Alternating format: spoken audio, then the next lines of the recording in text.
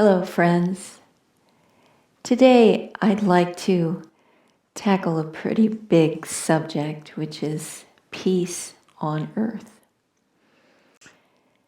And I remember being a little kid, maybe 7 or 8 years old, sitting with my mom one day, and my mother was very concerned about the state of the world. And I remember her saying, "The world is just in such bad shape. I don't think it's ever been this bad."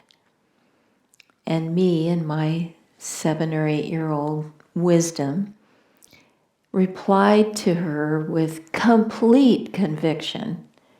"Oh, Mom," I said, "the world has always been like this." And she looked at me and, remembering history, she said, "Well, I guess you're right." And I too was surprised at the adamant response that I had given her. And as I look back on it now, I think that conviction came from many, many incarnations of fighting against the world and being up against all the incredible experiences that the world offers us. Not very many of them pleasant ones. But we are faced now with a time where we could think, "Oh, I don't think the world's ever been this bad." But we have to remember from the yoga teachings that we are currently on an upswing in consciousness. I love to think that every day the consciousness rises in general in the world. We are getting closer to that dual star, to our sun, and the closer that we get to that center, the higher the awareness becomes. And even though it doesn't look like it's getting better, in a cosmic sense, it is getting better. We are in early Dwapara Yuga. We've come out of Kali Yuga, the worst possible time for our planet and the consciousness of the people, because Kali Yuga is the farthest distant place from that center. And so we need to not lose courage, to not lose hope. Things are getting better, and we would not have incarnated at this time if we hadn't been meant to be here. This is God's plan for us. And so, as we contemplate all that's going on in the world, it's easy to look at the history of this world and just see war after war, all these conquests, all the people invading other countries. And where does that come from? It comes from a feeling of lack and a desire to grab what you see others having. The grass is always greener on the other side of the fence. Always wanting what someone else has, or dreaming of riches and gold. What do we need to do when we see that and contemplate that in world leaders currently or in history? We need to recognize that seed of desire within our own selves and route that out. And that desire for more and more because we feel inadequate, or we feel that this need for more, we need to practice contentment, looking at everything that we do have and being grateful for that, and realizing that our happiness does not come from outward things. It may seem like it will, but even that beautiful new car, that beautiful new home, or whatever it is, it pales at a certain point, or it gets stolen, or it gets lost, or it gets ruined in some way, and so we don't have it again. Our happiness has to come from within ourselves. And the only way to do that is to work at it and to decide that I am happy in myself, regardless of outer circumstances. And so when we look at these dictators in the world and people who are hungry for control over others, we have to look at that in ourselves. Why do we seek to control the behavior of others? As the saying goes, it's a mug's game. There's no point in it. We can't do it. People have their own will and their own energy and their own karma. We can't control them. What we can do is befriend them. What we can do is set an example of higher consciousness. And we can draw them up magnetically through our own consciousness. But if we try to impose that will on other people, they will just resent it and rebel against it. So there's no point in it.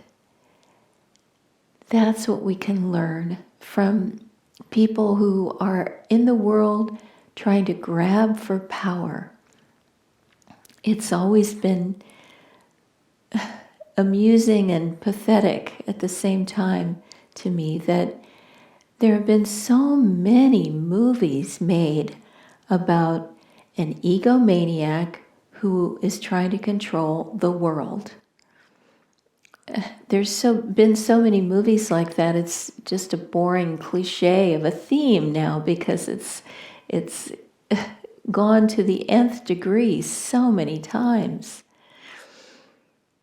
Why try to control the world? What a huge responsibility. It would take too much time to try to keep everything going just the way you want it to in the whole world. Better to try to control the self and try to be the master of the self.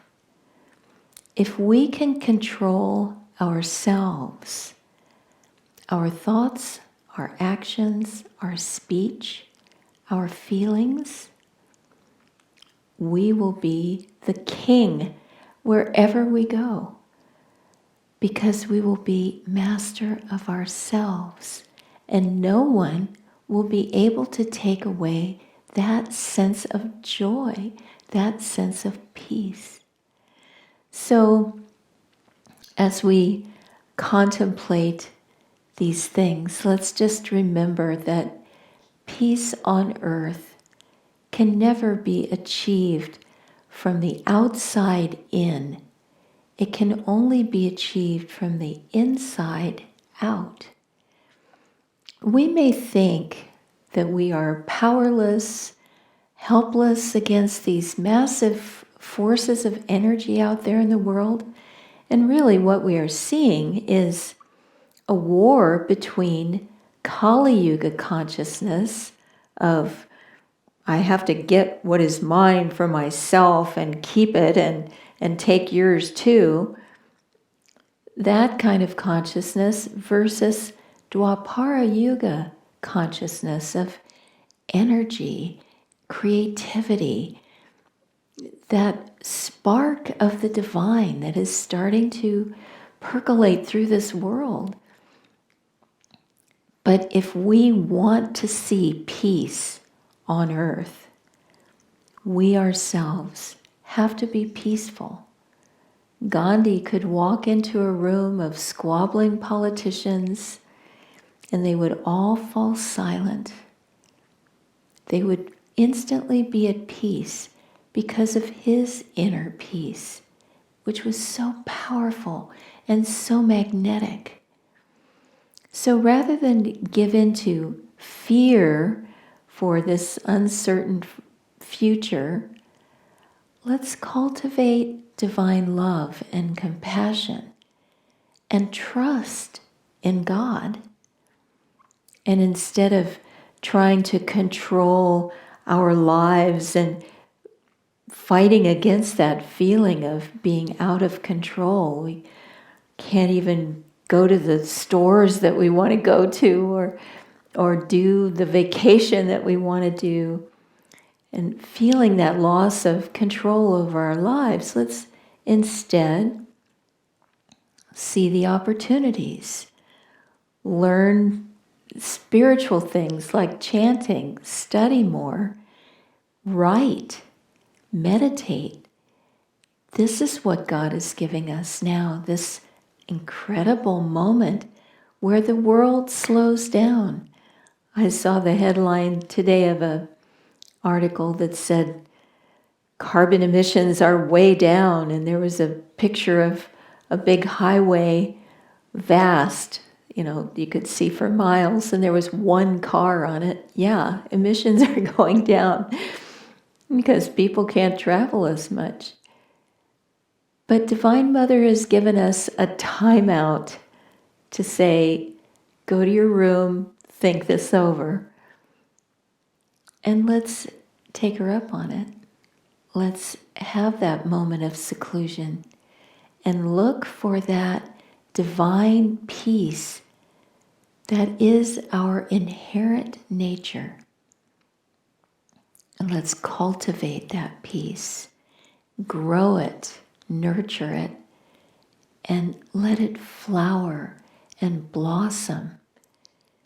And in that way, we will do more to change the world and bring peace on earth than all the fighting and demonstrating and all of that. Even though the demonstrations are important and I support that, but still, we can't fight violence with violence. We have to fight with peace. One of Swami's songs says, joy will be our gun. If we can cultivate that kind of joy and peace and contentment, we will help to change the world.